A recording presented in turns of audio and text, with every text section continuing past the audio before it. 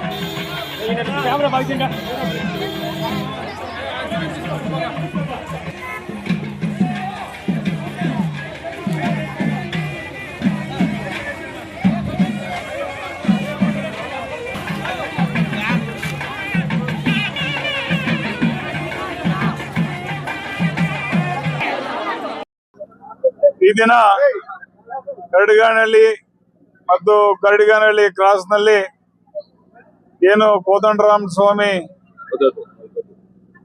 ಪ್ರಾಣ ಪ್ರತಿಷ್ಠಾಪನೆ ನಡೀತಾ ಇದೆಯೋ ಬಹಳ ಅತಿ ವಿಜೃಂಭಣೆಯಿಂದ ನಡೀತಾ ಇದೆ. ಹಾಗೇನೆ ಏನು ನಾನು ದೇವಸ್ಥಾನದ ಒಳಗೆ ಹೋದಾಗ ಆ ದೇವರನ್ನ ನೋಡಿದಾಗ ನಿಜಕ್ಕೂ ಕೂಡ ಸಾಕ್ಷಾತ್ ಕೋದಂಡ ಸ್ವಾಮಿನೇ ಅಲ್ಲಿ ನಿಂತ್ಕೊಂಡಂಗೆ ಭಾಸ ಆಗ್ತಾ ಇತ್ತು. ಬಹಳಷ್ಟು ಈ ದೇವಸ್ಥಾನ ಮುಂದೆ ಪ್ರಖ್ಯಾತ ಆಗಲಿದೆ.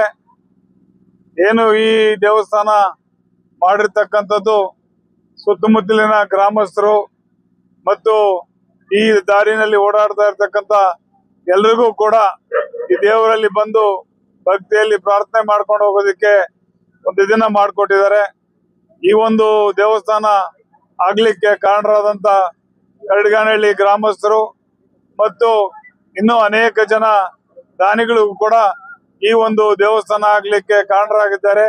ಅವರೆಲ್ಲರಿಗೂ ಕೂಡ ಕೋದಂಡರಾಮ ಸ್ವಾಮಿ ದೇವರು ಅವರಿಗೆ ಒಳ್ಳೆ ಆರೋಗ್ಯ ಆಯುಸ್ಸು ಕೊಟ್ಟು ಎಲ್ಲರನ್ನೂ ಕಾಪಾಡಲಿ ಅಂತೇಳಿ ಈ ಸಂದರ್ಭದಲ್ಲಿ ಹೇಳ್ತಾ, ಏನಿವತ್ತು ಕೋದಂಡರಾಮ ಸ್ವಾಮಿ ಪ್ರತಿಷ್ಠಾಪನೆ ಆಗಿದೆಯೋ ಈ ಮಳೆ ಬೆಳೆ ಮತ್ತು ಎಲ್ಲರಿಗೂ ಕೂಡ ಸುಖ ಶಾಂತಿಯನ್ನ ಕೊಡ್ಲಿ ಅಂತೇಳಿ ನಾನು ಹಾರೈಸ್ತಾ ಇದ್ದೇನೆ.